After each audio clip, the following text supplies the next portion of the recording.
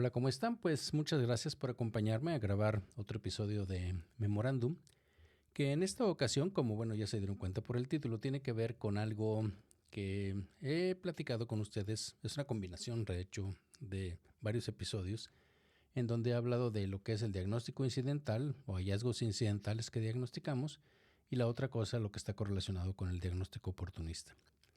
Entonces, esto es algo que se me hizo sumamente interesante porque tiene que ver con estudios de tomografía computada para detección de cáncer de mama, pero sobre todo lo que no vemos nosotros como radiólogos cuando estamos haciendo esta interpretación de los estudios de tórax. Normalmente no nos fijamos en el tejido mamario cuando estamos, pues, básicamente interpretando un estudio de tórax, ¿cierto? Entonces, por eso me llamó la atención. Entonces, bien, vamos a iniciar la grabación del podcast.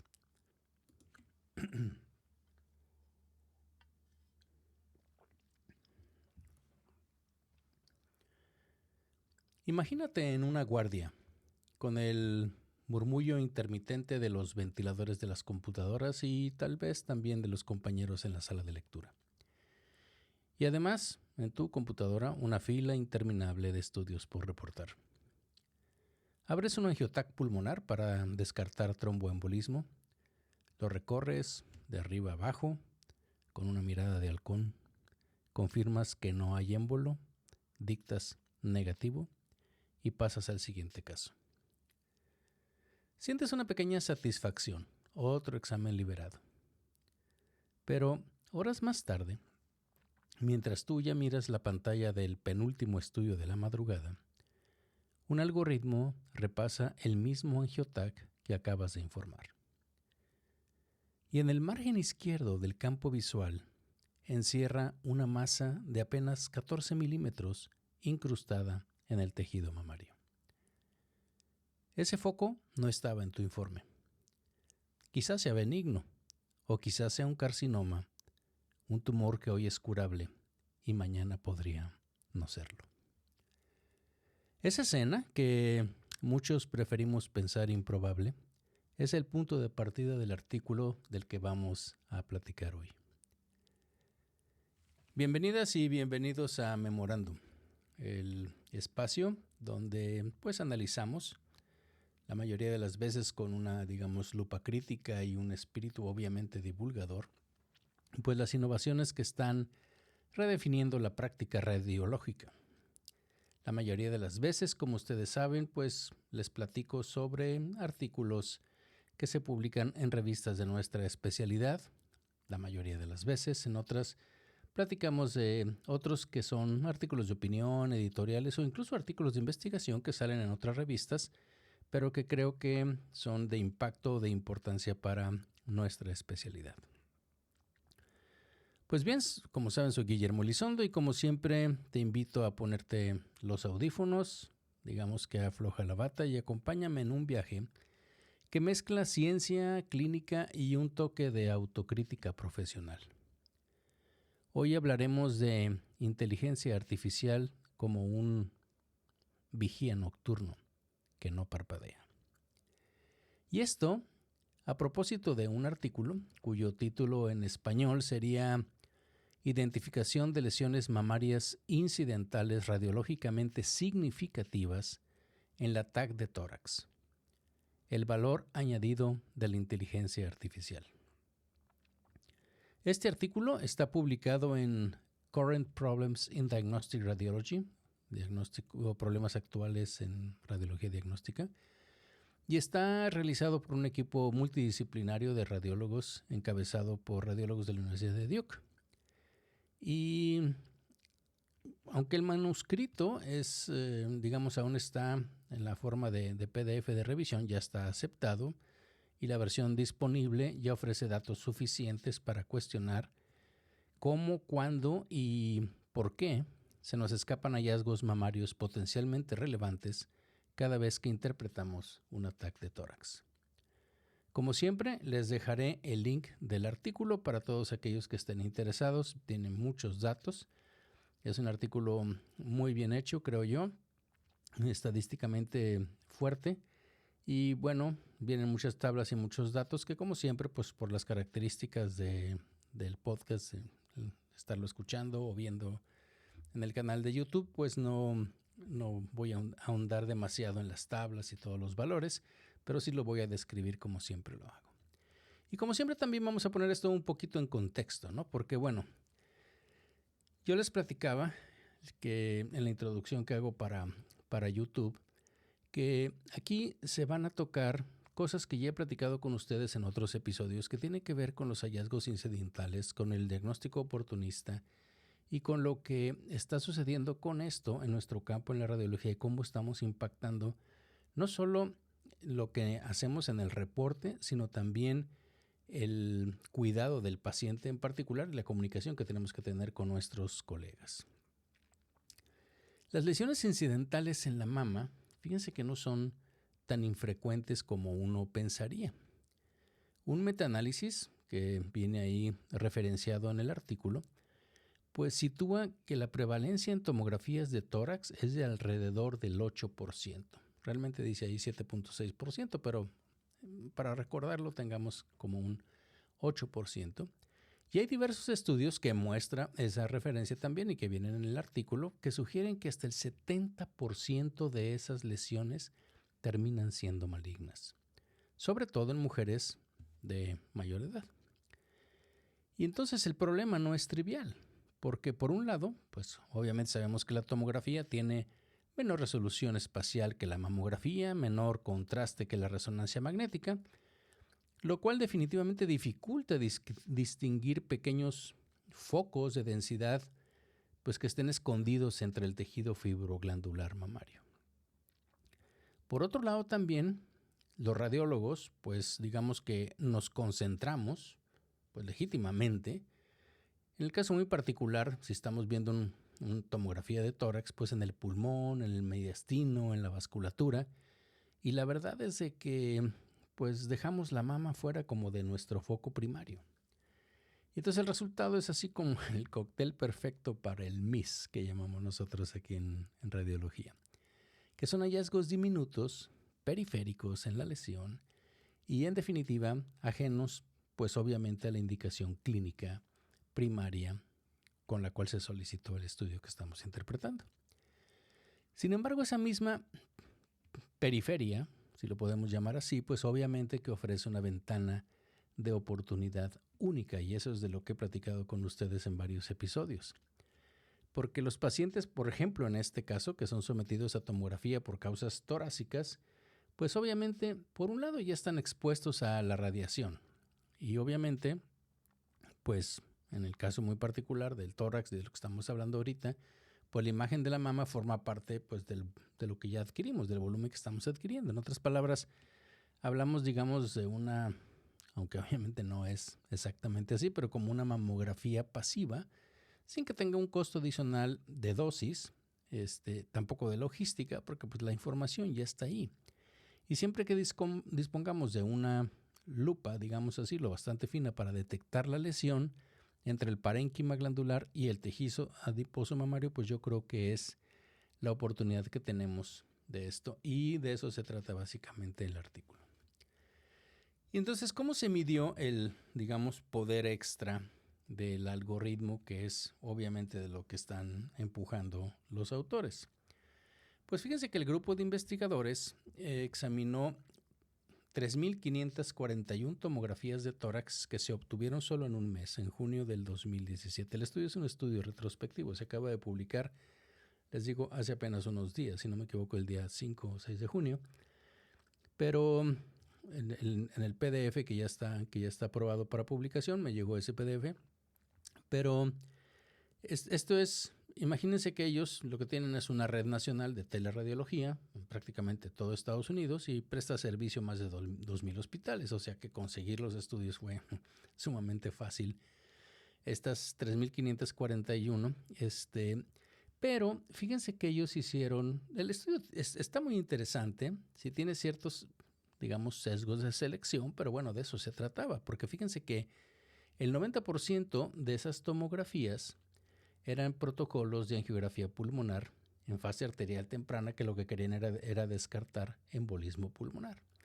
Y ellos lo hicieron con esa intención porque la idea era que estuvieras buscando el embolismo pulmonar y no te fijaras si hubiera lesiones, por ejemplo, en la mama y que pasaran inadvertidas. Entiendo que tiene cierto grado de sesgo, pero lo que ellos querían enfatizar es justamente la parte real. O sea, en la práctica diaria, si te piden por eso, si te piden por un score de calcio, si te piden por nódulo pulmonar o por neumotórax o por metástasis, probablemente, bueno, a lo mejor si piden por metástasis, si no conoces el primario, a lo mejor ves un poco la mama, pero fuera de ahí, realmente lo que sucede es que nos centramos en lo que nos están pidiendo.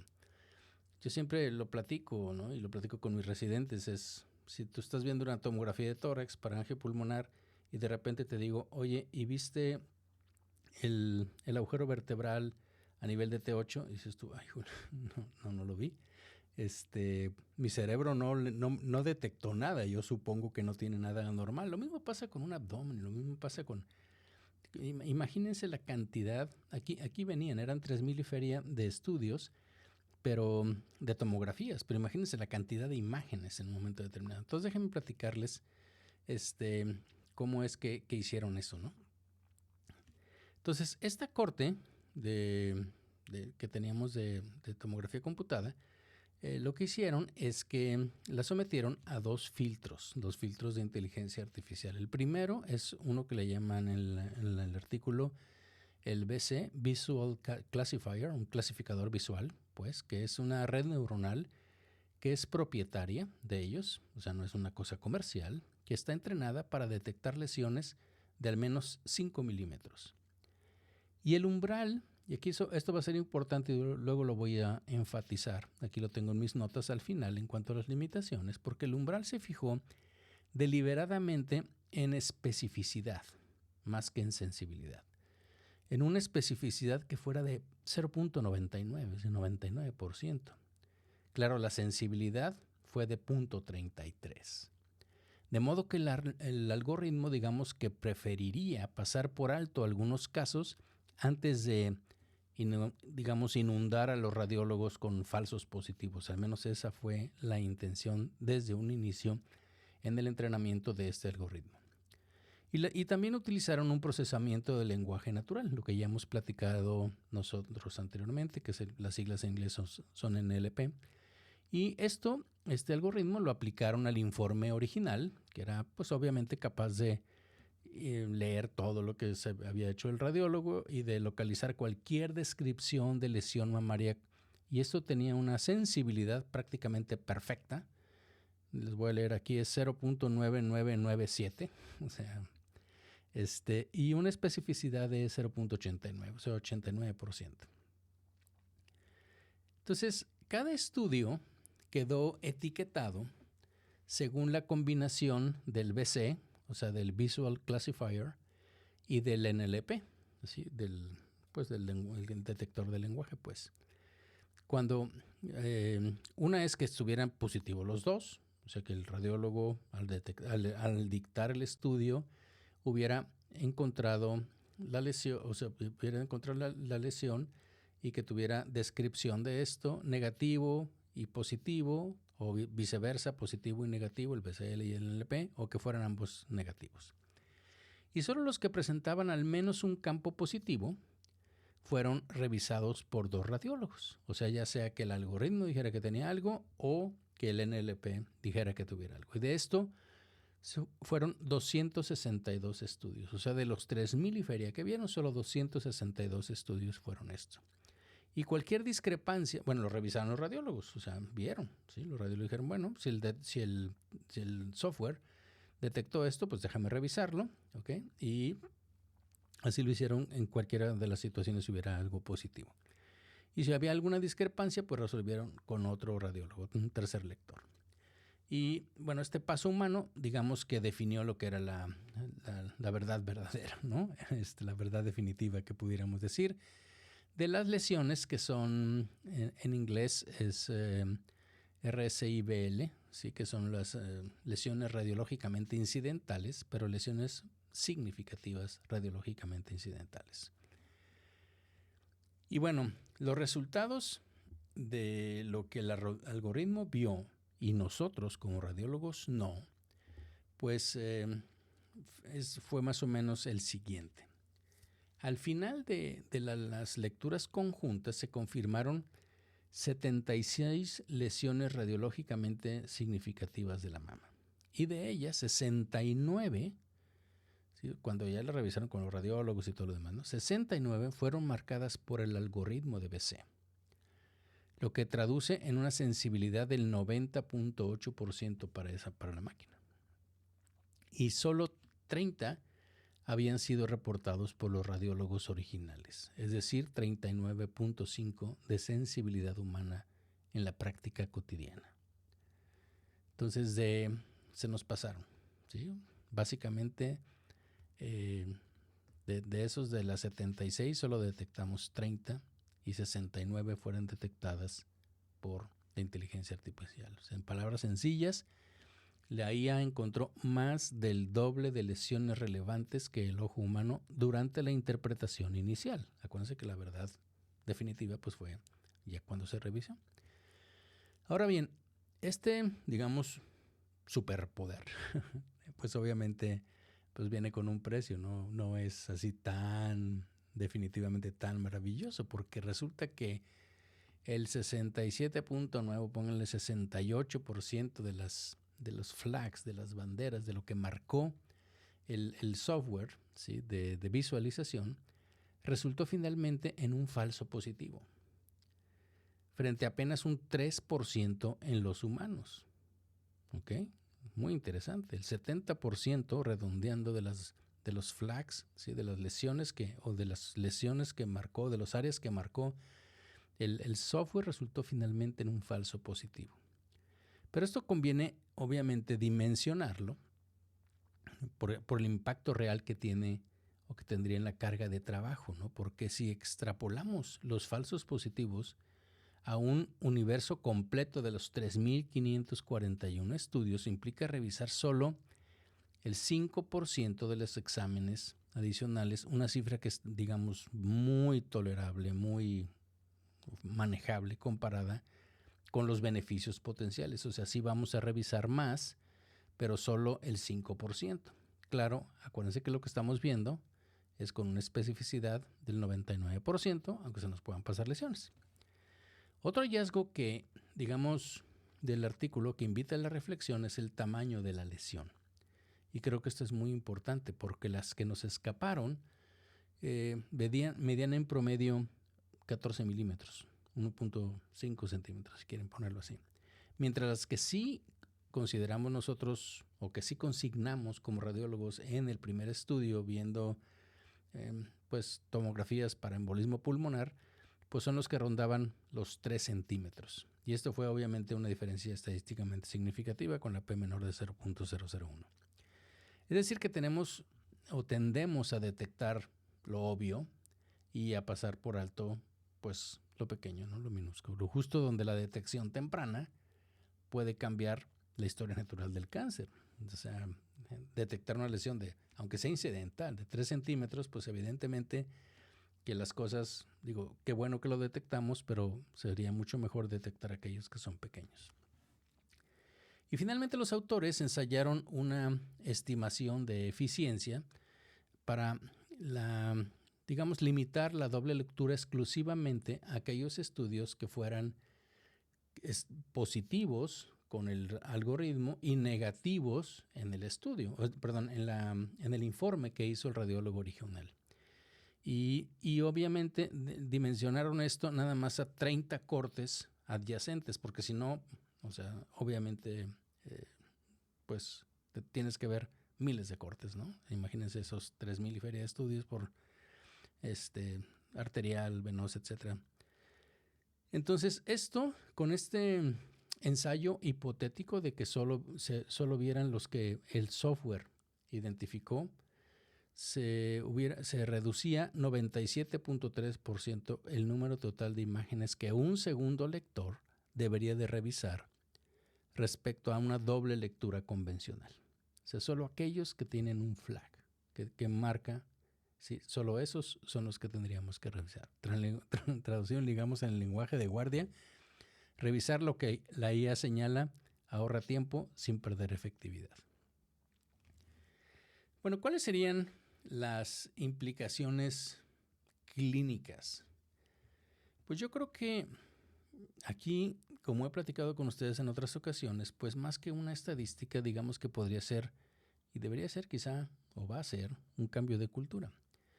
Porque pues la primera implicación es como una especie de red de seguridad, ¿no? La IA actúa como un sensor de humo, como algo que de alguna manera está barriendo sistemáticamente la periferia de la imagen. Bueno, barre todo, o sea, también obviamente el software detectaría los embolismos pulmonares si es que está entrenado para eso. Pero en el caso muy particular de pues es la periferia de la imagen. Obviamente sabemos que siempre está ahí, no descansa, no se distrae, nunca tiene prisa. Todo lo que hemos hablado de las ventajas de la inteligencia artificial. Y para nosotros los radiólogos esto significa contar, digamos, con un par de ojos adicionales que vigilan las zonas que nuestro entrenamiento nos enseñó pues digamos, a relegar de alguna manera, porque nos enfocamos en lo que nos están pidiendo. Y si más está la cuestión de urgencia, y si estamos de guardia, o sea, todo ese escenario que les platiqué al iniciar el episodio, ¿no? Una segunda implicación, pues sería, digamos, en el impacto en la calidad y en el costo, porque también eso es algo que tendríamos que ver. Y hay programas, creo que algún episodio ya se los comenté, que hay programas en Estados Unidos, uno se llama el RadPeer, que es, acuérdense que es un programa de revisión de pares.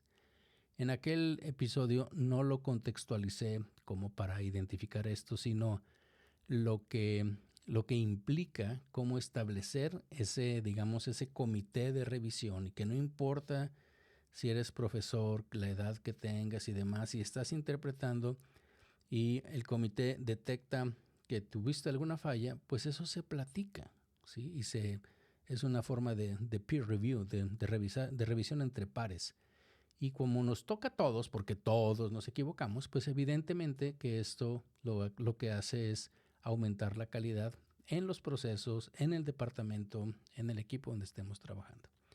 Y estos definitivamente, pues no me queda duda que son estos ejercicios de peer review, de RadPeer, son muy valiosos, pero obviamente pues consumen muchas horas, hombre, ¿sí? O sea, llevan mucho tiempo, aparte de todo esto que tenemos que aceptar, de los malos sentimientos, de que es que siempre me dicen a mí, o es que como yo interpreto muchos más, pues claro que evidentemente me puedo equivocar más. En fin, muchas cosas que están descritas en todo esto. Pero la cuestión es que si implementamos un modelo donde la IA puede identificar exámenes de alta sospecha y los canalice a un lector experto, pues obviamente que esto convertiría la doble lectura en algo que fuera más viable, que incluso en servicios que estuvieran saturados, pues podría ser una manera de actuar. Aquí les acabo de comentar algo que les dije, si los canalizamos a un lector experto. Y aquí quiero hacer un paréntesis, que ya lo he comentado creo anteriormente, pero lo he comentado en varios foros, entonces no sé si ya lo he comentado aquí también con ustedes. Pero esto es algo que a mí me llamó mucho la atención recientemente. Estuve participando en una mesa redonda ahora en el último congreso en Viena, en donde estaban platicando justamente de un sistema de inteligencia artificial, cómo tenía una gran sensibilidad y especificidad, y básicamente cómo en este sistema de salud, no voy a entrar mucho en detalles pero cómo en ese sistema de salud prácticamente estaban, digamos, descansando, confiando en el algoritmo para detectar a todos los pacientes en el sistema de salud que tuvieran fracturas durante una radiografía. Y esos eran los pacientes que canalizaban al departamento de urgencias, y los que no, que el software decía no hay fractura, pues iban a su casa. Se le preguntó, por ejemplo, a la doctora que estaba presentando esto, qué pasaría, por ejemplo, si yo tengo un esguince en donde no tengo una fractura, pero tengo edema. Decía, bueno, pues es que ahí el técnico, allá les llaman radiographers, ahí puedes, si ve que tiene inflamación y demás, pues también lo canaliza a urgencias. Pero todo lo demás que tiene dudas el sistema, entonces lo luego canaliza con un experto. Y entonces le pregunté, ¿y quién es el experto? Dijo, bueno, pues obviamente son los residentes de radiología que están de guardia, o el attending, ¿no? el médico que está de guardia. Entonces le dije, pero esto va a llevar a una situación interesante porque le dije, ¿cómo es que nosotros como radiólogos nos hacemos expertos? Le dije, yo tengo cierto expertise para, digamos, identificar o leer una radiografía de tórax. Te puedo decir si es normal porque, no sé, en el transcurso de 30 o 40 años, pues no sé cuántas miles de radiografías de tórax he visto, de niños, de hombres, de adultos, de gordos, de flacos, de todo. Entonces, con cierta seguridad, mi cerebro reconoce patrones porque he visto muchos. Pero, ¿qué es lo que sucede si dejamos que la inteligencia artificial reconozca todo lo normal? Entonces yo, como residente, como persona en formación o incluso como radiólogo ya trabajando, pues ya no voy a estar expuesto a los estudios, digamos, normales. Entonces ese patrón normal que yo tengo, después de haber visto muchas, pues obviamente no lo va a tener alguien que solo le van a mandar lo patológico.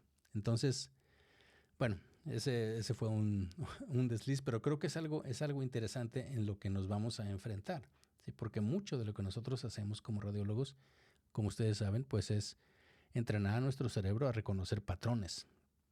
Y para eso tenemos que estar viendo y viendo y viendo. Y si eso se va autoseleccionando por una inteligencia artificial, entonces obviamente nosotros vamos a estar seleccionados hacia qué cosas hacemos patrones. Pero bueno, eso es algo interesante. Y hay bueno, volviendo aquí a mis notas, obviamente seguro que les quiero comentar que también, pues, ellos mencionan que hay un estudio británico que pues está citado ahí por ellos, que calcula que el costo adicional para evaluar cada lesión incidental, si lo hacemos en este sentido con otro lector y demás, con otro radiólogo, pues ronda alrededor de los 265 euros. Pero si lo comparamos con el gasto de tratar un cáncer avanzado, pues obviamente la ecuación, ¿no?, se inclina a favor de un cribado oportunista, como es lo que se llama esto. Volviendo a las implicaciones, pues otra es pues la educación para el clínico y para el paciente, porque detectar más no siempre es sinónimo de tratar más. Necesitamos que haya protocolos claros de seguimiento y sobre todo una comunicación honesta, explicarle al paciente lo que significa un posible hallazgo incidental y también al clínico por qué pedimos una mamografía adicional de lo que estamos viendo en una tomografía para embolismo pulmonar, por ejemplo, o lo que fuera, ¿no? Y la otra cosa es que, estrictamente hablando, parecería que las rutas que hay en el BRADS tendrían que adaptarse, ¿sí?, para que hubiera una alarma algorítmica para todo aquello que está pasando como un hallazgo incidental, porque esto obviamente puede convertirse en una cascada innecesaria de estudios, ¿no? Entonces creo que tenemos que tener esa normativa también. Otra implicación es definitivamente, y lo he platicado mucho con ustedes, pues la regionalización y la validación. El algoritmo se entrenó con base de datos estadounidenses, con un alto porcentaje, este caso en particular, de TAC contrastadas por las características que ya les platiqué. Y antes de aplicarlo en América Latina, pues conviene obviamente comprobar y comparar su sensibilidad pues en estudios, por ejemplo, que no tengan contraste o en pacientes que tengan mamas densas, que son categorías, por ejemplo, muy frecuentes en poblaciones jóvenes, en poblaciones mestizas, porque recordemos que la inteligencia artificial no es universal. Exige calibración, exige cambios en la técnica, información demográfica, genoma, muchas cuestiones que tenemos que validar. Recuerden que en el fondo, yo lo he dicho muchas veces, lo que el algoritmo ve no es un TAC, ni es una lesión en mama, ni es... Lo que está viendo son ceros y unos, y lo único que reconoce son patrones que tienen sesgos de muchas formas. El principal, pues, es el del entrenamiento, pero muchos otros sesgos que nosotros no nos damos cuenta y que el algoritmo, ya he platicado con ustedes, identifica ciertos patrones y clasifica a los pacientes de acuerdo a esos patrones, muchas veces incluso que no tienen nada que ver con la patología que está teniendo el paciente. Bien, como siempre, pues el artículo tiene ciertas limitaciones y creo que los autores son muy transparentes sobre varios puntos, digamos, ciegos que tiene. El primero que mencionan, pues obviamente es la sensibilidad del visualizador, que se sacrificó, vamos a decir así, conscientemente para minimizar los falsos positivos, porque si no iba a ser una gran cantidad de estudios que van a hacer eso. Ello implica que algunas lesiones obviamente no se detectaron, ¿no? Siguieron sin detectarse. Y bueno, también cuando básicamente en sus propias verdad definitiva, el estándar de oro que ellos mismos definieron, excluyó estudios que eran negativos para los dos. O sea, entonces ni siquiera supimos de eso, nadie los revisó. ¿Okay? Entonces hay digamos, un mar. Aquí lo calculé, 3,279 exámenes que nadie revisó. ¿Okay? No tuvieron esa, y no tenemos la información. No era el diseño del estudio, simplemente es una situación que puede pasar. Que el algoritmo, el radiólogo no lo vio, por eso no lo detectó el NLP, porque no lo vio en el informe, y tampoco lo vio el visualizador. ¿Okay? No quiere decir, porque acuérdense que su sensibilidad está bastante baja, no quiere decir que no lo tenga. Entonces no sabemos cuántas, lesiones pues no detectamos, ¿no? El segundo segunda debilidad importante pues es la base de datos que pues obviamente como está anonimizada, pues no sabemos, ellos te dicen, no sabemos cuántas de las 76 lesiones que son radiológicamente significativas terminaron siendo cáncer in situ realmente. Y la otra es que, la corte pues se enriqueció con angiotomografías pulmonares en fase arterial que podrían, como yo les digo, no necesariamente extrapolarse a tomografías venosas o sin contraste. Y la otra, que es un problema, que ya lo he platicado también con ustedes cuando hablo de estudios de inteligencia artificial, a veces no me gusta mucho hablar de esto porque muchos me comentan, pues es que está eso, pero nadie lo tenemos, no tenemos ese software en particular y demás. Bueno, en particular es uno de los problemas porque las herramientas que utilizaron son propietarias de ellos, no se pueden replicar los resultados con otras instituciones si no tenemos acceso, digamos, al mismo software. Podemos entrenar otro o ver si existe uno, cosas por el estilo, pero definitivamente pues es un problema, ¿no? Entonces, digamos que ¿hacia dónde vamos, no? Pues yo creo que ahorita estamos atravesando estamos en un punto crucial.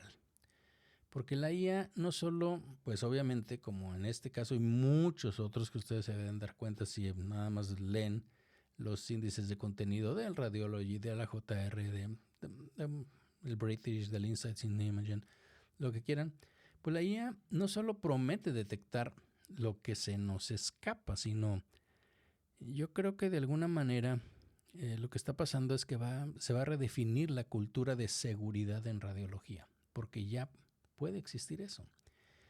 Y frente al temor clásico de que la máquina me va a reemplazar, pues emerge yo creo que una realidad mucho más sutil, ¿no? Y aquí el problema es otro. Yo creo que de lo que se trata esto, no lo puse muy claro en el título, a propósito, pero la máquina nos desnuda, ¿no? Muestra sin rodeos cuántos hallazgos pasamos por alto cuando la carga de trabajo se impone o el sesgo de atención, que está perfectamente descrito, ¿no? Que estrecha nuestro campo visual. Si nos piden una tomografía computada para diverticulitis, probablemente se nos puede pasar un pequeño cáncer de páncreas o un cáncer de riñón o una lesión en un cuerpo vertebral si no los vemos con técnica de hueso. ¿Y por qué tendríamos que verla con técnica de hueso en TAC de abdomen en un paciente que tiene dolor por una sospecha de diverticulitis? Entonces, claro que esto va a pasar, ¿no? Entonces, adoptarla como una aliada a la inteligencia artificial, pues lo que supone es aceptar nuestra propia falibilidad. Y creo que eso es cierto, ¿sí? Entonces tenemos que crear flujos de trabajo que conviertan esa alerta en una acción clínica que obviamente sea responsable. Y bueno, claro que hay riesgos, ¿no? Riesgos que ya he platicado con ustedes también en otros episodios, como pues el sobrediagnóstico, la ansiedad, mayores costos, definitivamente. Pero yo creo que conviene mucho recordar la evidencia, ¿no? Porque en series grandes la tasa de malignidad de estos hallazgos, como yo les dije en general, de toda la parte de incidental, no específicamente en mama, es entre el 20 y el 32%, que es suficiente para justificar cualquier pues, evaluación dedicada. Y como señalan los autores, pues no todo nódulo incidental, pues obviamente va a terminar en biopsia, pero a veces basta con cotejar, por ejemplo, a lo mejor la paciente ya tiene mamografías previas o simplemente tomarle otra y documentar estabilidad. Entonces, yo creo que al final la clave será integrar la inteligencia artificial en esquemas de revisión por pares que sean híbridos, humanos y máquina. Que la máquina filtre, que el radiólogo confirme y que en un momento determinado un tumor board orqueste la ruta de seguimiento, como probablemente debe de ser o está haciendo en varios lugares. Yo creo que el beneficio añadido podría ser doble, ¿no? Primero, detectar, en este caso que estamos hablando, cánceres que sean curables y de paso, pues mapear nuestros patrones de error para aprender de eso, ¿no? Y también ir perfeccionando la formación continua de nosotros mismos y de la gente que, si nos toca la oportunidad, pues estamos entrenando. Pues bien, el mensaje que quiero que te lleves es muy sencillo. Cada TAC de tórax esconde en sus márgenes historias que pueden cambiar vidas. Con la ayuda de la inteligencia artificial, ese colega incansable que no pestañea, pues tenemos la oportunidad de convertir hallazgos accidentales en diagnósticos tempranos. Yo creo que no se trata de ceder el mando, sino de extender nuestra mirada hasta los confines de la imagen, ayudados por este agente, como se dice ahora. Pero mientras adoptamos en forma general estas herramientas, este asistente general, o digital, perdón, no olvides que en cada estudio que revisamos, por alguna sospecha específica, tenemos oportunidad de identificar un hallazgo incidental, de hacer un diagnóstico oportunista que puede cambiar la vida de ese o esa paciente. Gracias por acompañarme en este episodio de Memorándum. Si te resultó útil, compártelo con tus colegas, coméntalo en redes y, como siempre, ayúdame a elegir los próximos temas si tienes alguna idea o algún artículo interesante que quieres que discuta. Muchas gracias nuevamente y nos escuchamos en la próxima. Ustedes que se quedaron conmigo aquí en el canal de YouTube, pues también por favor déjenme sus sugerencias, sus comentarios y si lo consideraron, si creen que es interesante, útil esto, por favor compártanlo, suscríbanse al canal, pónganle la campanita y todo lo demás para que pues se pueda seguir viendo y publicitando este tipo de información. Me ayuda mucho en el canal de YouTube. Muchas gracias por su atención y nos vemos en la próxima.